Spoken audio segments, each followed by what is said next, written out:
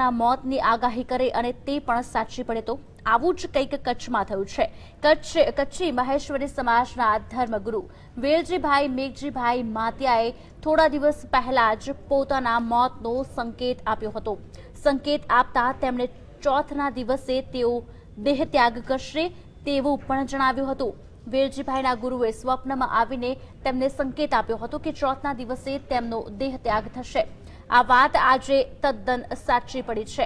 6:05 તેમની અગમવાણીના પ્રમાણે કુદરતી રીતે દેહત્યાગ પણ કર્યો છે। આ વાત વાયુવેગે પ્રસરી જતા છેલ્લા કેટલાક દિવસથી મહેશ્વરી મેઘવાર સમાજના હજારો લોકો તેમના દર્શને ઉમટ્યા હતા।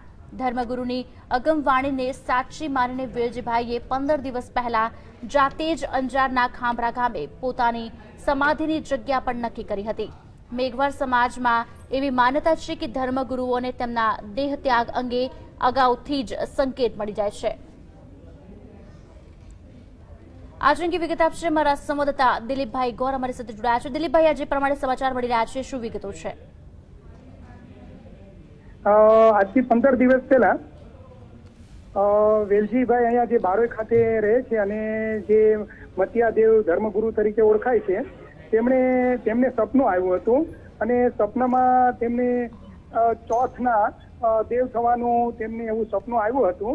તેના અનુસંધાને તેઓએ થોડા દિવસ પહેલા અંજાર તાલુકાના ખંભરા ગામે જઈ અને સમાધિની જે એમની ત્યાં સમાધિ લાવવાની હોય ત્યાંની જગ્યા પણ નક્કી કરી હતી અને ગઈકાલે તેઓએ નલિયા ખાતે લુણંદ ધામના દેવનો પીરના દર્શન પણ કર્યા હતા અને ત્યારબાદ આજે સવારથી જેમને જે ચોથ હતી એટલે તેમના ભક્તો હજારોની સંખ્યામાં અહીંયા પહોંચી આવ્યા હતા બારોઈ ખાતે તેમના નિવાસ સ્થાને અને સવારના 9 વાગ્યાથી તેમને મૌન વ્રત પણ લઈ લીધું હતું અને ત્યારબાદ સાંજના 6:05 તે દેવ થઈ ગયા છે।